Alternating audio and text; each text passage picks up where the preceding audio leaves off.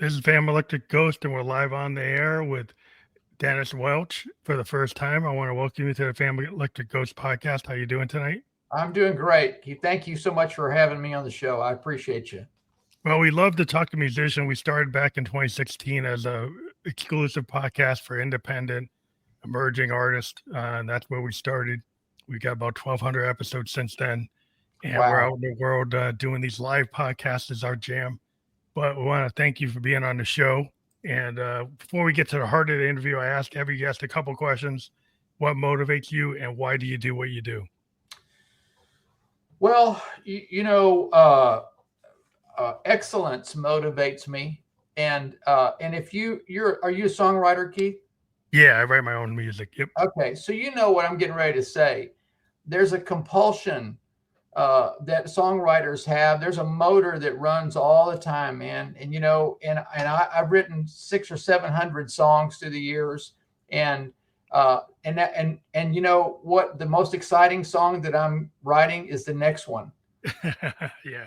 Right. And so, it's hard to explain to other people, when people are, watching Dancing with the Stars and stuff. I'm in a room parsing one sentence and one word, and like, how do you rhyme these? And does that make sense? And all that, you know how it is. So I'm preaching to the choir here. So, so that is it's hard. I heard Bruce Springsteen say one time in an AARP interview, of all things, he opened it with, I have kind of a weird job.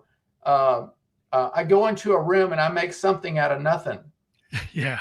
And that's it. Right. And that's exactly. So that's the compulsion, is that, there's a song flying around in the air and I'm supposed to write it. So that's what drives me, really. And what was your second question? Well, it's kind of like it's kind of the same thing. It's like what motivates you and why you do it, why you do what you do, but it's the same idea. Well, look, and it's one of the things you have to know is you have to know who you really are.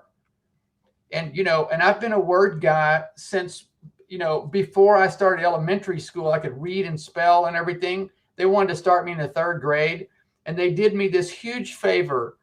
And it really established, even at that young age, what I am, who I am.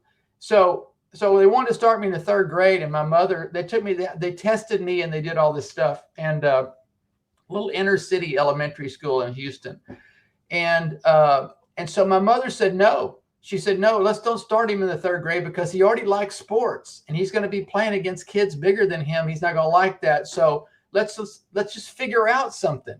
And so here's what happened, Keith, is that, and I don't know if this could happen today or not, but I went in and my mom took me in to meet the principal, Miss McRee. I still remember her name because of this moment. And so I sat across the desk from her, and I was 5 or something. And she handed me a book and she said, read this. And I said, okay. So I did what they told me to do. I read it. And then she said, okay, close the book. Now tell me what you read. And I told her what I read. And she looked at my mother. She said, he does not need to be in a reading circle at all. He's already reading at a high level. So let's figure this out. So on the first day of class, I'm sitting in my little elementary school, my first few days of school, right? And you're trying to figure it out. In comes Ms. McRee, the principal, and calls my name. So I already think I'm in trouble, right?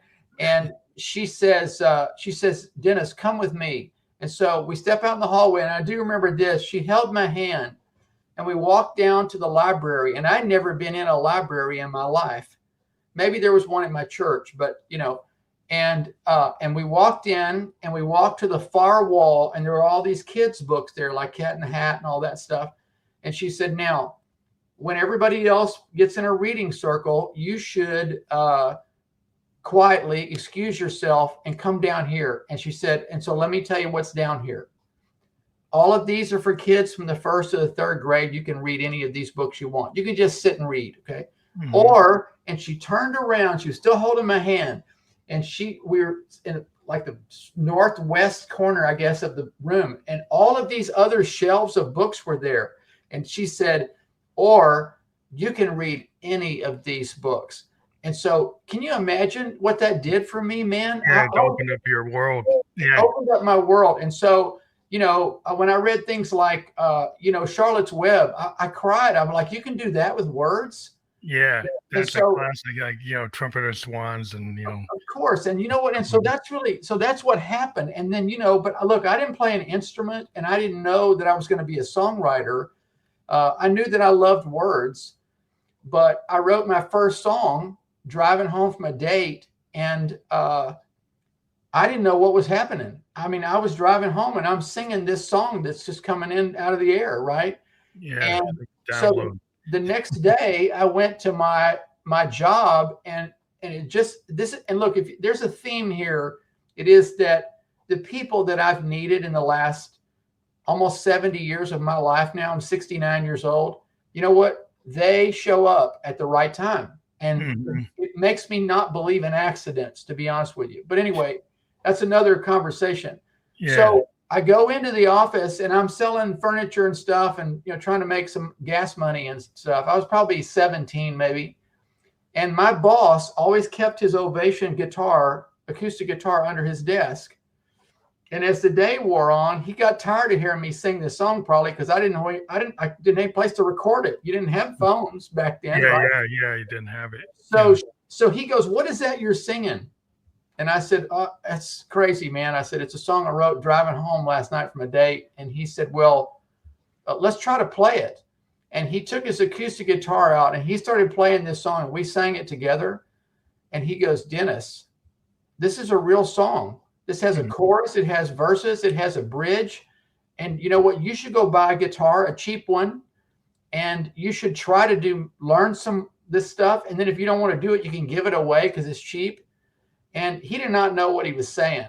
And so 700 songs later, now 7 albums later, I still can't stop doing it. And I love it. So anyway, so that's a long answer to your question, but that's the compulsion, Yeah, I think as a writer, it is, I'm a synthesist, I'm a keyboardist, play keyboards and synthesizers and do a lot of sound design on the analog stuff like most. But the idea of creativity is almost like a download from the muse.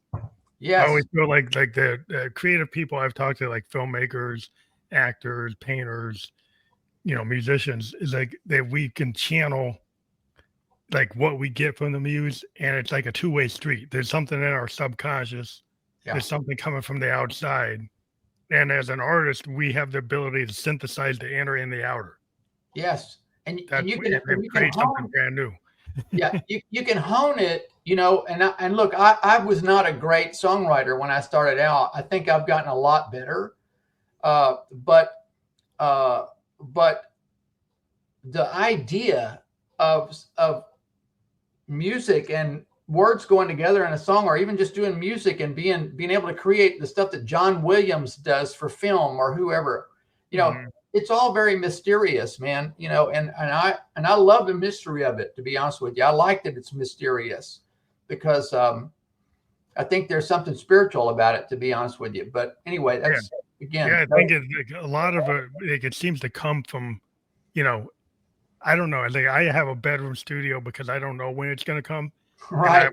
I have all these ways to like track it down. Like, so I would just go and open up a multi-track, sit at my piano and just start, with this mic and just start kind of doing a download from the universe. And I never know if what's going to be good. So I tape everything. I mean, I basically record it all. That's so go smart. Back and look for the nuggets, and then later I'll kind of arrange it. But I let it kind of be.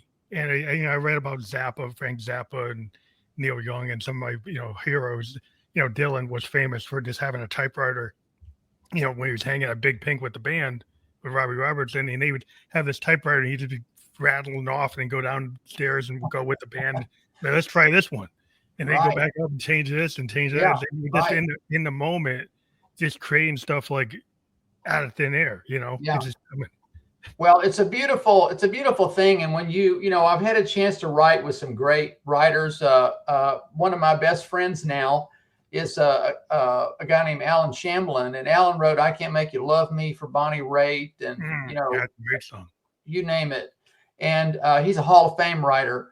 And when we wrote he and I wrote together. The song was already written, and I had made friends with Alan. He came down. I was in the Austin Songwriter Group, and he came down to speak at the Austin Songwriter Group. We had our big songwriter weekend. Well, I was just getting to know these people. I just moved to Austin, and I was like, well, I'll go. I kind of was reluctant, to be honest with you, and I don't know why, but anyway. And so he came and spoke, and we just hit it off, and we just became friends. So anyway, and so as the years went by, I would never ask him. I'm loath to say, hey, you know what, let's write them. I just don't do that. Yeah. Because he has a lot of people that want him to do that. And I always said, look, I just want to be your friend, Yeah. And so one week, and again, this is another example of this, Keith, that nobody can explain. So this song is called "Worth My Time," and it's a song about really about getting stronger in a bad relationship and being able to say, you know what, this is not working. I probably shouldn't be here. Right.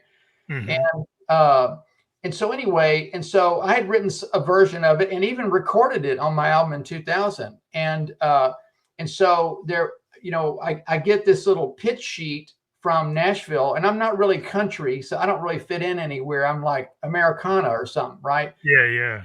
But they were looking for songs, and I sent this song to them, and they come back with this big dim the lights email that says, oh my God, this is spectacular. And just a week before, this is the crazy part. I'm driving home from Louisiana with my wife, and Alan Shamlin calls me and says, hey, how can I help you with your songwriting career? And I said, you know what, Alan, I'm the one guy I love you, man. I appreciate you, but I'm the one person that's not going to ask you for anything. So thank you.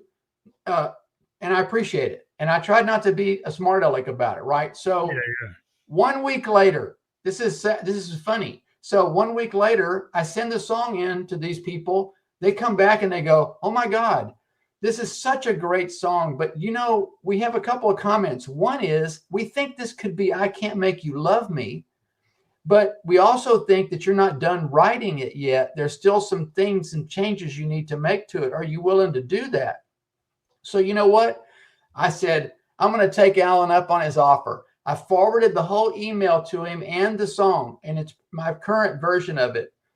And I'll never forget this. It was the coolest thing. It was a Sunday afternoon. See, I remember the day and almost the time. So like a week goes by, I don't hear anything at all from him. I'm thinking, what happened? Right. Mm-hmm. He calls me in the afternoon and he goes, hey, Dennis, you got a few minutes? And I said, yeah. He goes, well, you might want to sit down because this is going to take a while.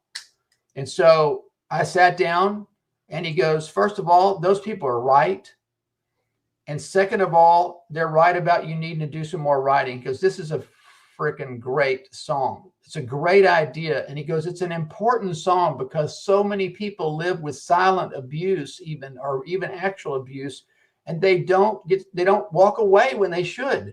It's dangerous. Mm-hmm. So we got to finish this song. So he said, so I'll tell you what I'm going to do. This is funny. He goes, so I'm not going to, he goes, if I help you write it, if I co-write it with you, they don't know you. And they'll say, you know what? Dennis sat in the room while Alan Shamlin wrote a song. Right? He said, so I'm going to do better than that. I'm going to call you every night at 9:00. And I'm going to hear what you've done on this song today. And I'm going to be your editor. That's what I'm going to be. And he was not kidding. Every night at 9:00, my phone would ring. And after a month or something of our conversations, I really didn't want to hear from him. But so we took 6 months to write that song. And we got to the very last verse. I wrote 50 last verses, Keith, and couldn't do anything with it. And so here was the lesson. So we were in Nashville, and we went out to have lunch with his wife and him at their farm. And I was told Susie, my wife, on the way in, I said, I hope he doesn't even mention the song. I'm kind of tired of fooling with this thing. I mean, I didn't realize what a privilege it was by then. Right. And so anyway, so we finished lunch, and of course he goes, "Hey, why don't you come in my writing room? Let me hear that last verse." Right. So I play it for him, and he goes, "No, that's not it." He goes, "A great song puts you in a trance, and all of your last verses are taking me out of a trance." And I said to him, I said, "I'm not really sure what you're talking about." Okay. I said, but do you write songs like this? We've been working on this for 6 months, and I got 50. I got sticky notes stuck to my dashboard of verses. And he reached under his writing table, Keith, and he pulled out a stack, this stick of yellow legal paper, all no technology, all in ballpoint pen and stuff. Mm-hmm. He pushed it across the table. It was dictionary thick. And he pushed it across the table to me, and he goes, "That is one song I've been working on for 7 years. The House That Built Me," the song that became the song CMA Song of the Decade, he and Tom Douglas worked on it for 7 years. And so anyway, one night we had prayed about it. We cried on the phone one night. We were both up in arms about it. And so finally I call him Deacon. I said, "Deacon, can I ask you a question?" I said, "Do you have any idea what this last verse might be?" He goes, "I probably do." And I said, "Well, is it going to wreck your songwriting career to have your name on a song with a no-name Texas guy?" And he goes, "Well, no. Why do you say that?" I said, "Well, then just write the last verse and put us out of our misery, okay?" You're done. Yeah. And so you know what? He goes, "Give me 2 weeks." I was thinking, 2 weeks? Anyway, he left the phone, Keith, and he came back in 5 minutes. 5 minutes. And he said, "What about this? Is it worth this pain? Are your words that bruise? Should I be the one you love to use? If I have to ask, then I should know that it's worth my time to let you go." Come on now. And I said, "You wrote that? You thought of that in 5 minutes?" He goes, "Dennis, I do this 8 hours a day." And he goes, I don't want to pull rank on you or anything. He goes, "My sword is sharper than yours." Okay. And so anyway, so I recorded this when I started this new thing that's going on now, this renaissance that we'll hopefully talk about. You know, I put it on the first record. And so, you know, look, you never know. You're right. You never know when it's coming. You know, and sometimes I've written songs in 20 minutes that I love. Yeah, well, sometimes they just happen. It's like a download, and sometimes they're like, Born to Run took like 6 months. Yeah, right. There was like tons and tons of overdubs, and it was like, but Nebraska was like in a small room with a Tascam 4-track. Yeah. So I mean, it kind of depends on whatever serves the song. Yes. I'm kind of a mindset is like sometimes some songs take a long time to birth. Yes. And sometimes they actually come to you. Right. Yes. Yes. And you know, Nebraska is an interesting story because you know what? When he made that record, he thought he was doing a demo, and he had the cassette in his pocket, and he was walking around New York City. He went to see his label and stuff, and they heard that, and they said, "That's the record." And he's like, "Oh, wait a minute, I better give this to you." Yeah. I remember I had actually talked to an engineer that worked on the original version of Blood on the Tracks that didn't have all the overdubs. Wow. And that one actually is on a bootleg series from archive series. And I always liked it better than the overdub one because it's just him with an acoustic guitar with a bass, no drums, no other instrumentation. And it's like, Tangled Up in Blue and Idiot Wind, they're all done that way. Wow. And there's something about it being more like not as produced. Yeah. I thought it was just like a better, it has different lyrics too. I mean, the lyrics are a little different. So and sometimes it just comes out, sometimes the initial demo can be better than the produced song. Yeah, because you messed it up you spent too much time on it. So did you ever hear Dylan's record, "Oh Mercy," that was produced by Daniel? Yeah, I have. Okay. It's my favorite, probably my favorite Dylan record. And you know how he did that? He did it exactly the way you're talking about. He had Dylan sit in the room and do his stuff first, just him. And The Man in the Long Black Coat, what a great song, right? Yeah. And he did all that. And then he brought in a cellist and the other people to play on that. So it On started. that original track. Yeah. Anyway, it's beautiful. That's So a cool way to do things. I mean, you never know how you're gonna birth a song. And that's I always look at it in different ways because sometimes, like, it's just kind of comes to you in the moment, like a present moment. Like I'm yeah, very much in like a fusion modal jazz yes, mindset. There's a no bad note. There's an opportunity to yeah, evolve the song. right. It's just a different mindset. But I've spent tons of times overdubbing and creating like very layered, intricate songs Yeah. that take months to do. Wow. And but sometimes it's the thing you do just right off the cuff. There's like boom, Right. that one worked. Yeah, exactly. I love it when it works, Yeah, yeah, because it's like less trouble. Yeah, right. Exactly. You can Less start cutting singing room it. floor. Yeah. Hey, Keith, But where are you geographically? Can I ask? New Hampshire. Hampshire. Okay. All right. I'm going to Right. be singing. I'm doing a series of house concerts, like CD release stuff, which nobody does CDs. I get it. But Yeah, yeah. we'll be doing one in New Hampshire, Oh actually. wow, that's interesting. We'll talk about that. Go ahead. But yeah, I think it's just interesting how the creative process goes, where collaboration efforts and then efforts that are done like by your single person efforts. Yes. Like Right. when you have a collaborative effort, like if you're in a band, like when Yeah. you're in a band, every member of the band kind of brings to the whole. When you're Right. like a singer songwriter writing something by yourself or with a producer, there's a whole nother vibe. It's just however you've recorded over the years, you kind of know like what like different environments or different Yeah. configurations can really change the color of the same song. I mean, you Yeah. could have a song done with a band, done without a band, done with a different producer, Yes. different recording engineer. It changes like the entire thing.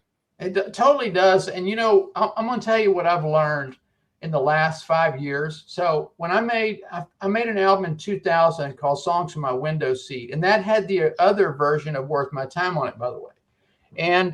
But when I finished it, Keith, I came home and told my wife, I said, you know what? I think this record is pretty good, but it's not great. And I'm not going to go in the studio until I have somebody who can help me elevate these songs. Hmm. You know what I'm talking about? And so, Yeah. anyway, I said, but I'm going to continue to write as if I'm going in the studio soon. And so I created, so it was 18 years, man. I was writing, I had all this backlog of songs and everything. And about probably 6 years ago, I sat down on the couch with my wife and I said, you know what? I'm worried because I'm in my mid 60s now and I could die pretty soon. And I said, you know what? All this stuff is in a drawer and nobody's ever going to hear it. They're not even going to know what it is. You got to put it in the world. And so here's what happened. So she told me, she said, hey, listen, you have that prayer list that you pray through every morning for an hour. You got everybody else on that list, but you don't have anything for you. And she goes, so why don't you ask God to send you somebody? And there's a novel idea. So I put that on there, and I don't even know what I put, man. I think I might have put something like publishing partner or something. I don't know. So anyway, so we were driving through Nashville 3 months later after 18 years, okay? And we're driving to Nashville. We're sitting in a Mexican restaurant with our friends, Rich Herring, who was at that time had been the lead guitarist for Little River Band for 18 years. And this guy, he's a Georgia farm boy who came to Nashville and became exceptional at everything he did. It's ridiculous. Anyway, and so he's a great drummer too. But anyway, and so we're sitting in this big cavernous restaurant. And he goes, he's sitting right across from me. And he goes, so what are you working on, man? Because I know you're always working on something. And I said, well, I got this new song called Why Not Me that Susie thinks is the best thing I've ever written. He goes, really? He goes, what are you going to do with it? I said, I don't know what to do with it, Rich. I said, I've been 18 years looking for somebody to help me with this. He goes, well, why don't you sing it to me? And I said, right here in the restaurant? He goes, right now, sing it to me a cappella. So I just start singing, there's a mountain wide and high. I just start doing it, And so I felt stupid because there was a nice reverb, by the way, in this place. But anyway, And so I got halfway through, I got a verse and a chorus is all. And he was emotional and he put his hand up and he said, stop. He goes, first of all, Susie's right. I never heard you write anything like that. And he said, second of all, I'm supposed to help you with this. Did you know this? Mm-hmm. And I said, well, you mean what? What does that mean? He goes, let me produce this song. And I said, are you going to bring some hotshot Nashville singer in or what? And he goes, no, I want you to sing on it. And that was how this renaissance started, man. And you know what? It was one guy. And so when I bring him songs, now we've done 30 songs. So we did an album called What Love Makes Us Do. And you know what? I joined NARAS and I submitted it to NARAS. And it made the first Grammy ballot in 5 categories. I was shocked. Wow. It's some committee inside, and I'm not going to win a Grammy, but some committee inside NARAS said that's good enough for people to vote on, you know? Yeah. Okay, so 2 years later, we did If I Live to Be 100, and I did the same thing, and it made the same 5 places, right? And so now in a few weeks, July 16th, the 3rd album in our work together comes out. So we've done 30 songs, man. And you know, and the reason we've done 30 songs is exactly what you're talking about, Keith, is that, you know what, there's no boilerplate. You know, he doesn't just go, oh, hey, we used that on the last song, let's use it here. He takes every single song and breaks it down and goes, you know what, I don't think we should do that. I think we should do this. And so far he's batting 1,000. When he sends me these tracks to sing on, I just shake my head. I just go, I can't believe that's what he heard, you know? That's great when you collaborate with somebody and they actually are in sync with your writing style. You know, you know, that's what I always liked about like Robbie Robertson and Dylan. Yeah, I love Robbie Robertson. He was able to interpret, you know, what Dylan was doing.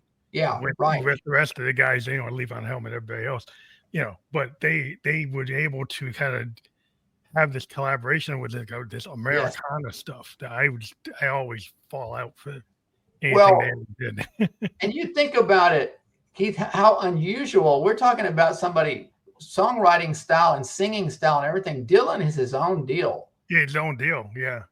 But when he works with them, it comes out a little different, you know? Yeah. Right. It's a totally different, like, fade, you know, shade of like what he does. Yes. You know, and he kind of is a chameleon in a way. If you listen to Nashville Skyline with Johnny Cash, right, that doesn't sound like anything else in the catalog. Wow, that's so you listen to like Blonde on Blonde is like versus Nashville Skyline versus like you listen to what is it where Joker Man came from. Like he changed. He would, if you listen to him real close, everybody says, oh, his voice, you know, is sometimes like a big factor for some people whether they like him or not. It actually has a lot of different facets in the way he can carry him. And it's the way you learn as a singer. It's like your voice is an instrument. Yes. And you can make it work, you know, for whatever project you're on. You could actually show up differently from project to project. Yes, that's right. Listen, Girl from the North Country is one of the most beautiful songs ever. And and I just think when I hear him sing it, I go, God, it gives me chills. But you know, it tickles me that his song To Make You Feel My Love. Yeah. That all these people, Garth Brooks and all these people, everybody has sung that song, and you would never know when they sing their smooth, cool version of it that's Bob Dylan, you know. That's his song, yeah. But you know, he wrote for so many bands back in the day, and he still has a lot of people interpreting his work. Wow. But like when we look at like the music you sent me in the file, like the first track I have up for people to listen to so they can get a good picture of what you sound like is Strong. So maybe you want to preface that before I play it? Sure. So Strong so we had this record finished, we thought, and we thought we had the title track. There's a song called Relentlessly that we were just sure it was it. But about a month before I went back in to cut the last 3 vocals, I just had this, I don't know what to call it, man, but it was like you're talking about. I had a little piano in here, and I sat down at it, and I thought, you know, for a person who believes that it's all going to be okay, and as an optimist, I live a very fearful life. And you know what? I'm tired of it. And so I sat down at my little piano, and just what you were talking about, I just started noodling and thinking about it, and that song that you're going to play is what came out of it strong, it's the first two choruses are, I want to be that, but the last chorus is I'm gonna be that. And so, I really, and then once we cut it and I heard the track, I was like, well, this has to be the title, so anyway. Right, so I'm gonna put us both on mute and play the whole track and then come back after Right, it's cool. done. Okay? Cool.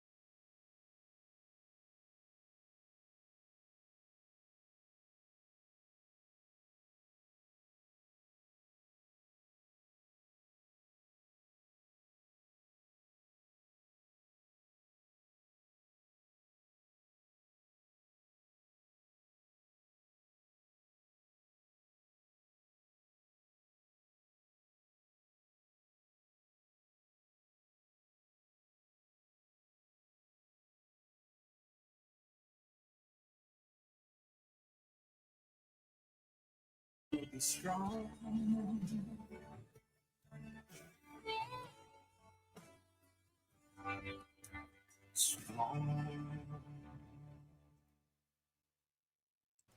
So that was Strong by Dennis Welch. And I guess we premiered it here as for the first time, but that's a really, I love the way that your vocals are.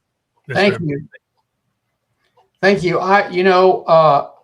That it always bothered me, Keith, that I did all these other records, and a lot of that stuff got played on the radio and stuff. But I never thought I was a good singer. I always thought I was more. In fact, the first time I went in the studio with Rich, my friend, I said, it makes me nervous to be here singing in this studio with you because I'm not a great technical singer. And he said, Willie Nelson's not a great technical singer, but he's a hell of a storyteller. Yeah, so I think go tell me a story. And when he told me that, I'm like, I felt my blood pressure drop, Anyway, thank you for saying that. That's very kind of you. Well, I think it's great when singer-songwriters, I'm a child of the 70s, and I loved the age of the singer-songwriter because it kind of brought this idea that you don't have to have like Marvin Gaye, Frank Sinatra That you Yeah. can have a Dylan, you can have a Neil Young, you can have these Joni Mitchell. Not that they're not great singers, but when you have somebody that actually wrote the song, Mm-hmm. sing the song, Yeah. there's some authenticity about them telling the Yes. story Yeah. that's different than some guy on Tin Band Alley writing, like Neil Diamond. Not that I won't put him down, but he's writing all these songs for other Right. people. Sliding under the door. Yeah, Yeah. yeah. Right. It's something about because like you when you tell the story, people can identify with that, and I think that's why people like singer-songwriters. Well, and I'm about to test that because I sort of stopped playing live for a long time. I would do one gig a year in Houston, and we'd sell out the place and have a good time. I'd bring a band in, and it was more like a social event, And when all of this started happening 5 years ago, and these records started getting out there, well, one of the questions that even people in the business, friends in the business would say, "What are you doing? Why are you not singing these songs for people?" And you know what the answer was? I didn't know in the beginning, but then I realized what the problem was. I'm a control freak, and I hate going into a club somewhere where I got 90 minutes of music, and the sound guy doesn't know what he's doing, and then you're stuck there so all of that. So what I did was I went out and I said, I went to some of my real musician friends, and I said, "Look, help me. I need some control here." So those speakers, that sound system behind me, that's part of the answer. Because if I can sit in here and tweak and get it exactly where I want, you know what I mean? And so controlling it. I mean, I'm not that way when I played live, because I'm a synthesist, I actually have like my own kind of pre-mixing board before it goes to the board. Of course, so I can control like everything that I'm getting. Yeah. Before it even hits the soundboard. And I'm, because I'm one of these guys that's like controlling like everything. Like I write all the parts. I'm one of these like one person band guys. So like in that way, I'm a control freak. I mean, I have had versions of my band with guitar players and drummers and things, but the current state of the band is just all me. Right. And I bet even when you had band members, Keith, I bet they were people like I didn't have 100 band members. All those years that I had a band, it was pretty much the same guys, because when somebody came in, just like a producer like this, when they would come in and they would say, "Okay, you've written a new song, let us help you arrange it."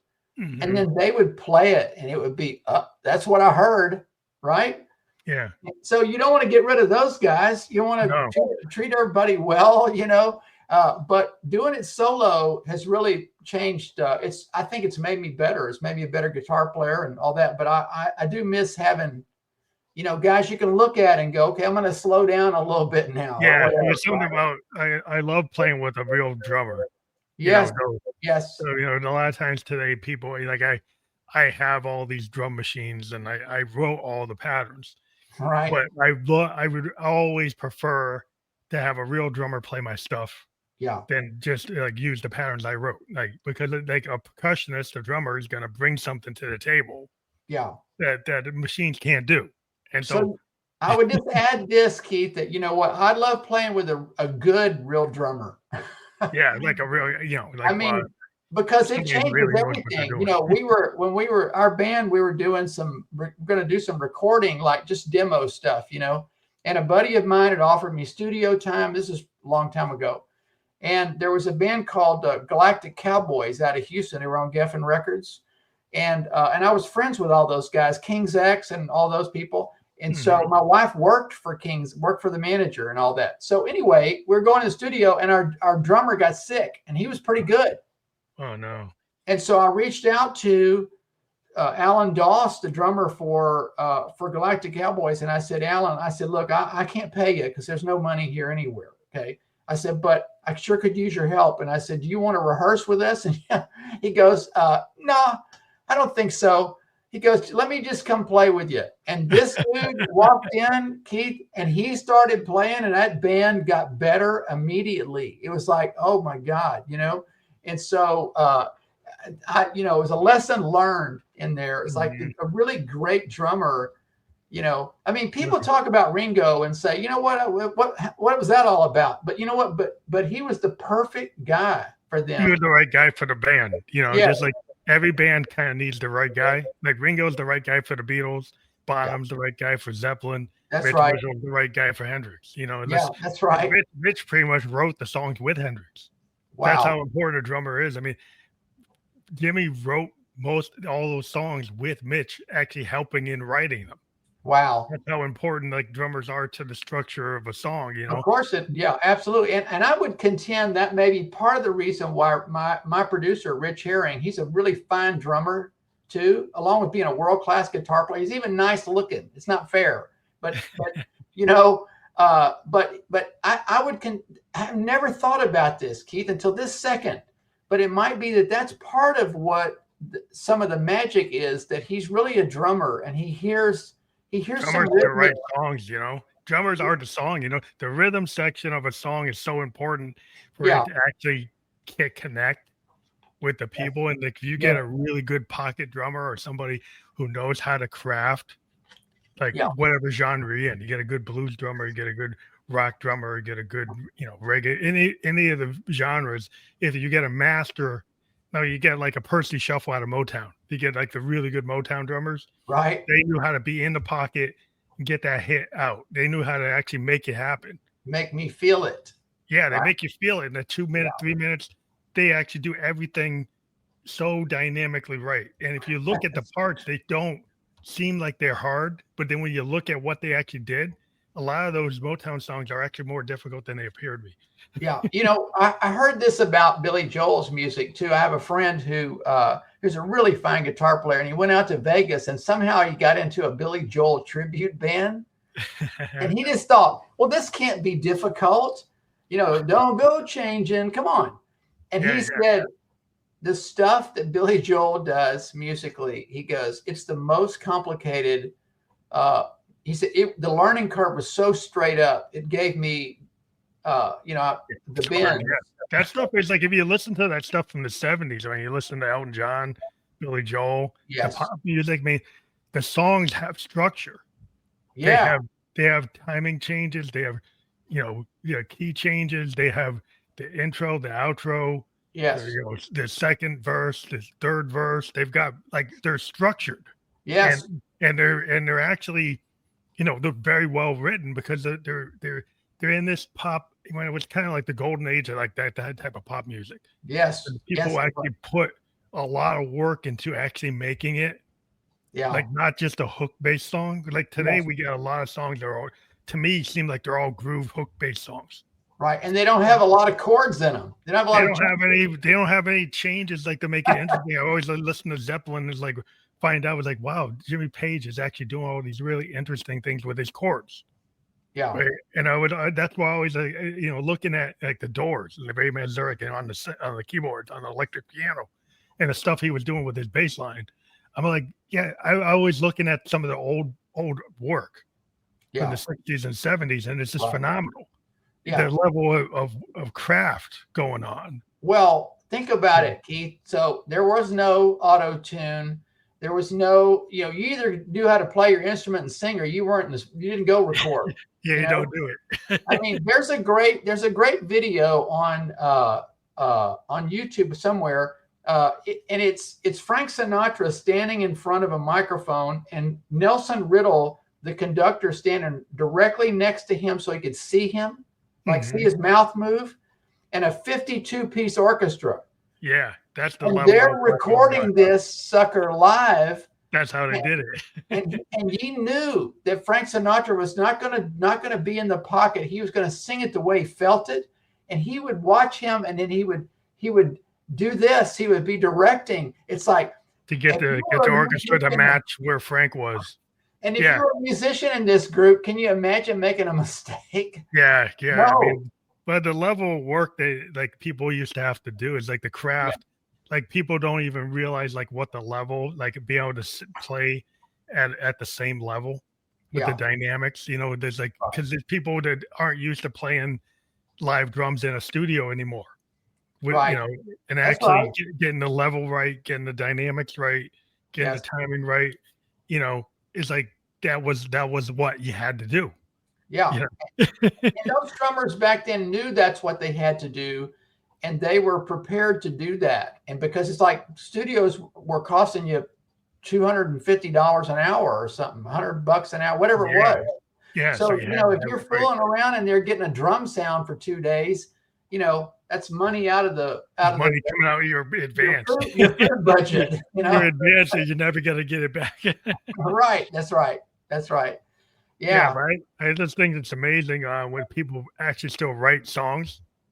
Because your song has the dynamics of what I could call like a classic songwriting.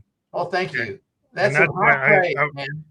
I'm always looking for that, like in the indie world of artists. That's where we find, because like what we get today, I don't want to poo-poo my the current generation. My daughter's 25. She listens to the new stuff, but I am somewhat of a purist. Is like, are you a musician or are you a DJ? Right. Like there's a difference between a DJ producer versus a guy who actually can play a bass guitar or piano, play sax. Like if you actually know how to do that, right? Yeah, there's something different that's happening. It's interesting. I've had two people recently in the business. One is a film producer, and one is a famous songwriter, who've said to me, the songwriter said one day, we sat and listened to my whole album, and he goes, Dennis, every single thing on this record could be in a movie.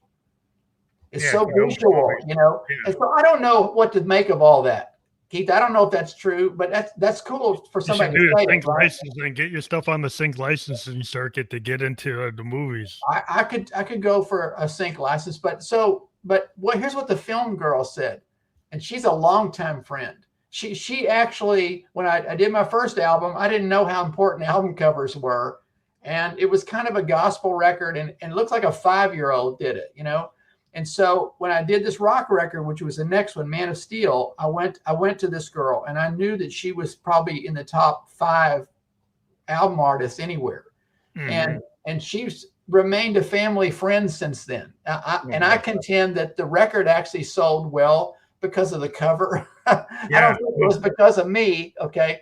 But anyway, so she's in the film business now. And she said a few weeks ago, she said, we were talking about this. She goes, Dennis, you know what? She goes, every song you write right now and record could be in a film, but it couldn't be in the body of the film because your music is too emotional and it would distract people from the story.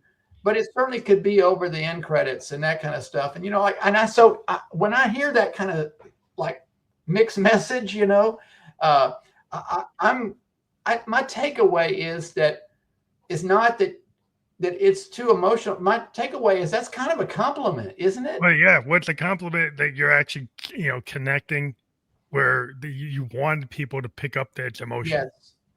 Yeah. Now, like the market for that particular type of, marketing your song as a product to work in a film, then they're going to place it where they think it's going to have the right impact for the story, or where they think it needs to feel right and all that, Yeah, but that's a whole different like level of art and science. Like how they where they decide it should go. Yeah, is like a bunch of decisions that are outside. Like you wrote the song, right? Yeah, right. And you had this intent with your song. Now, when the world gets your song, they can use it however they want. It's just like if you send it to Madison Avenue, right? And it gets in an ad, you might be selling some like a product, a widget, or some food or something. It's like, well, that wasn't what you originally designed the song for. Yeah, but they found a way to fit it in. They found a way to fit it in. Right, exactly. Well, this has been a very interesting discussion, Keith. I've really enjoyed this. Any questions you want to ask me about anything? So the release date for that album, the song we just played, Strong. So Strong will be out. It'll be on all the streaming services on July the 16th. And it will be my 7th album. You still doing CDs? Yeah, actually am. And you know why? Because when I do these house concerts, first of all, a lot of older people still have them. I just got a new car, and there's no CD players. Okay.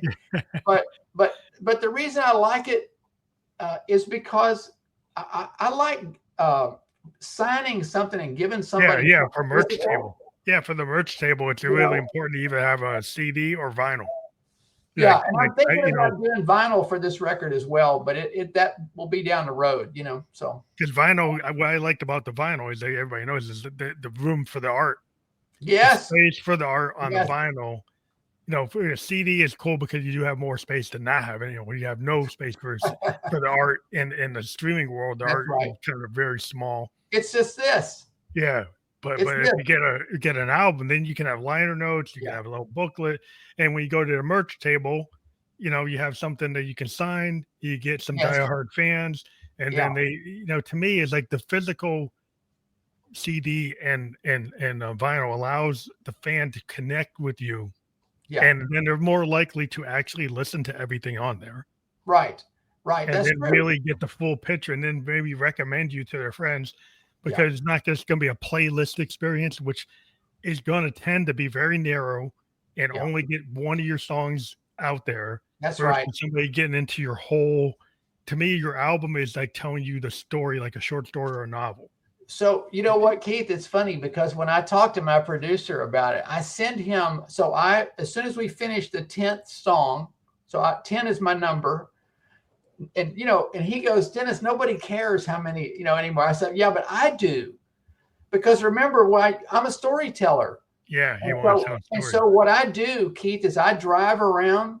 I probably drive my wife crazy, but anyway, I drive around and I listen to all of the songs. And you know what happens? It's just like songwriting. After I listen enough, I go, you know what? Strong is the title track, it's first. These three things is second. And I kind of know what the story Yeah, are. you're trying to build an album. I mean, the art of the album is like, it's But kind of like Sgt. Pepper's, right? The songs yes. are, it's not like a rock opera, but they all kind of fit, right? Well, You kind of have to know what's your narrative for all these songs yes. as an album, right? Yes. And and here's the thing is that, it's, I'm trying to think of where I was going with that. Anyway, I'll come back to it. Go ahead. But I think the idea, like you listen and trying to figure out which one goes first or which one. Here's my point is that just think about this. So Rod Temperton writes 2 songs on the Thriller record. Okay. And granted, they got on the radio, but let's say they hadn't gotten on the radio. 25 million copies of a record with your song on it. And so, you know what? He got paid the same for the mechanical royalties as the guy who wrote, or the girl or whatever that wrote, Thriller or whatever. So everybody got paid something. Yeah. That's what But you want. you know what? Right now, if I write a hit song, if I write a great song, and let's say Carrie Underwood says, you know what? I love that song. I'll put it on my record.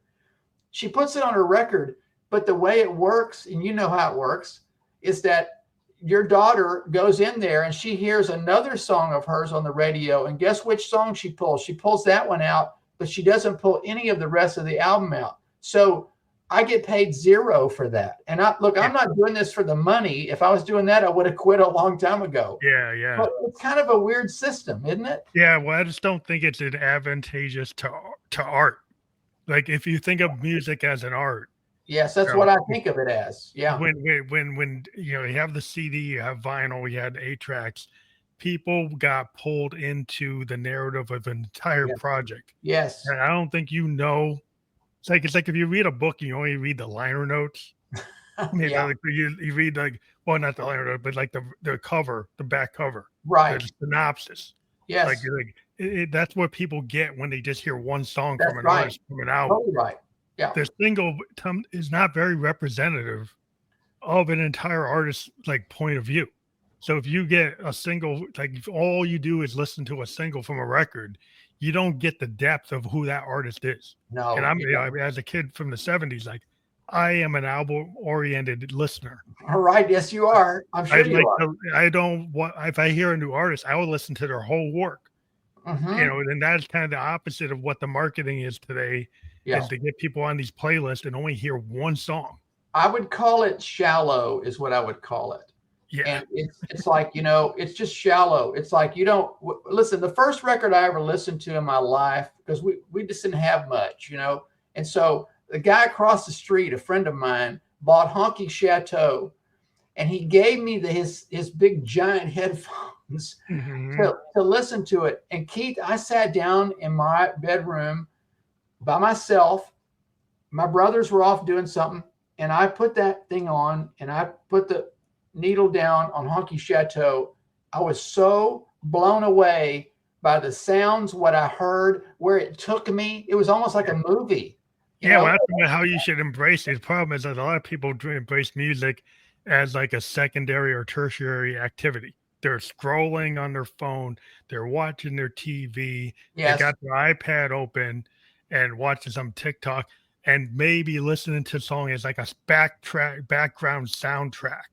Right. So they're not really getting immersed in the music because there's so many distractions in this world, and everybody's getting pinged by some smartphone, and or they're playing some video game, and they're not putting the time in to be a good listener.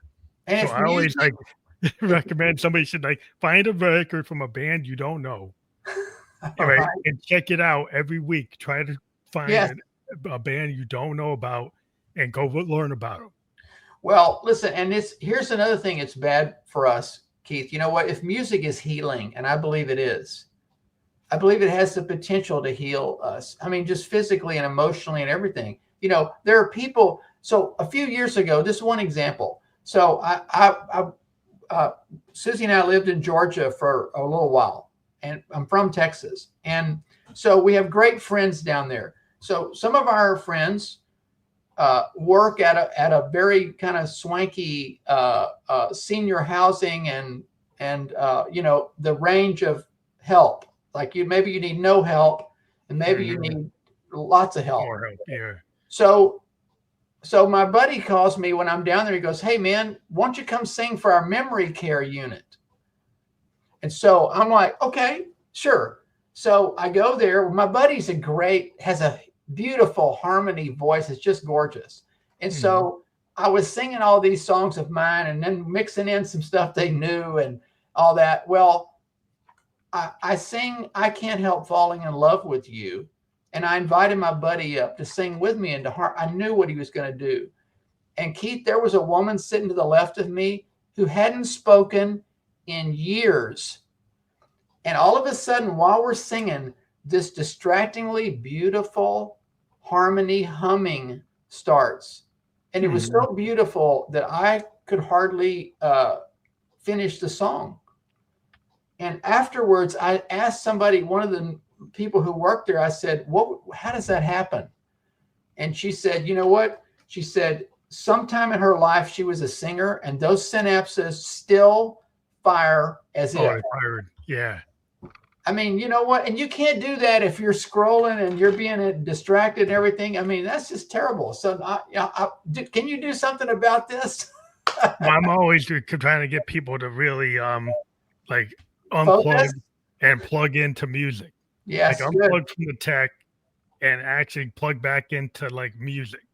Yeah. Whether, it's jazz, rock, classical, whatever you like. But actually be attentive to the art you're listening to. Yes. And the same thing happens with films and stuff today. People are not paying attention. But if they're watching TV films, a lot of times they have to watch it over and over because they keep on not actually watching the movie. They're not actually watching the show. It's like, so you get all these replays because you actually did watch it. So a few years ago, I know we're running out of time here. I did the book publicity for the head of Campbell Soup, the CEO of Campbell Soup, Doug Conan. And in his book, he had this statistic. So this is 12 years ago, Keith, so it's worse now. He said, in the United States, the average knowledge worker is interrupted every 11 minutes by some form of communication. And because it's 11 minutes, we interrupt ourselves twice during those 11 minutes. So it's really every 4 minutes to see if we're being interrupted or not. Yeah. And so, my question is, I know you're a creator, you're a creative person. And so how in the world am I supposed to create anything that matters when I don't have any space intellectually or personally to keep from being bothered? Right. Well, to me, when I write, I always tell people, and even when I work with other musicians, like turn the cell phone off, like Yes. turn the wearable off, Yes. and when you do this, don't use your cell phone for your lyrics when you're at the mic, Right. right? Let's Just, here's a pen. use the pen, use the paper, right? And try to actually remember them. Right. It's tactile, Yeah. Yeah. Don't be looking at the phone to do it, because there's something about when that you're not really into it. You're not Yeah. giving your full performance like an actor, Right. like Right. reading from their notes and then when they finally let them go and actually do the performance, you gotta let it go and actually feel it and Right. really get into the song. Yes. Like actually believe in what you're doing, Yeah. and like give yourself the permission structure to know that, like, yeah, I'm gonna get it done, but I don't have to have the crutch of Yeah. the phone in front of me. So look, Keith, thank you so much for having me on the show. This has been a really joyful hour, just so you know. I hope you've enjoyed it. Oh yeah, And, I love talking to musicians. and we and when we start heading up to New Hampshire to do this house concert, I don't know, where are you in New Hampshire? Oh, I'm in Concord, but yeah, the only problem is my wife's in cancer care right now, so we're kind of like, sorry. but I do appreciate it. But we could actually, ping our network and get people into it. That would be awesome. And listen, I told you I have my little prayer list, that got me the producer. Yeah. And there's a lot of people on there dealing with health issues and stuff. So can I just have your wife's first name and put her on there? Do you mind? Yeah, Cheryl. Cheryl, I'm going to be praying for your wife and for you. Okay. Thank you. All right, man. Well, thank you. Anything else we need to cover here today, or No, we got it. We got it out there. This will be fully published on LinkedIn and YouTube and Facebook as soon as I'm out the door. Right. It's available immediately on LinkedIn and YouTube. We will have it on all the other platforms like Spotify, video podcast, iHeartRadio, Amazon, and Apple Podcast by tomorrow. Okay. And we'll get a landing page out to you. But thank you for being on the show tonight. We appreciate it. You're most welcome, Keith. Great to meet you. And I hope to get to meet you in person sometime. Okay. Thank you. You take care. See ya. Bye.